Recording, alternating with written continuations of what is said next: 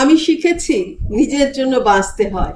আমি জীবনে অনেক কিছুর ভিড়ে হেঁটেছি, অনেক মুখ চিনেছি, অনেক কথা কানে এসেছে, কিছু সরাসরি, কিছু ফিসফাস। প্রথম প্রথম খুব লাগতো, ভেতরটা যেন কেউ কুচি কুচি করে ছিঁড়ে দিত। চোখের সামনে হাসি, পিছনে বিষ।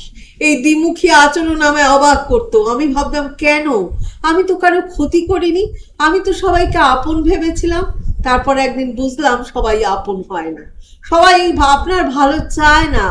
অনেকেই অপেক্ষা করে কখন আপনি হোঁচট খাবেন, কখন আপনি ভেঙে পড়বেন, যাতে তারা আড়ালে দাঁড়িয়ে নীরব আনন্দে ভাসতে পারে।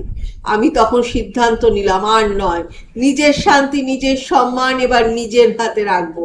কারো কথায় কান দেব না, কারো ছোট করে দেওয়া ভ্রুকুটি আমায় স্পর্শ করবে না। যখন কেউ বলেছে তুমি পারবে না, আমি তার পাল্টা জবাব দেইনি, শুধু মন খুলে হেসেছি। কারণ আমি জানি তারা আমার গল্পের লেখক নয়। আমার গল্প আমি নিজেই লিখব। আমার ব্যর্থতারও মালিক আমি, আমার সাফল্যেরও মালিক আমি। আমি শিখেছি সব প্রশ্নের উত্তর দিতে নেই, সব অপমানের প্রতিবাদ করতে নেই, চুপচাপ নিজের কাজ করে যেতে হয়। চুপ থাকা কোনো দুর্বলতা নয়, বরং ওটাই সবচেয়ে বড় শক্তি।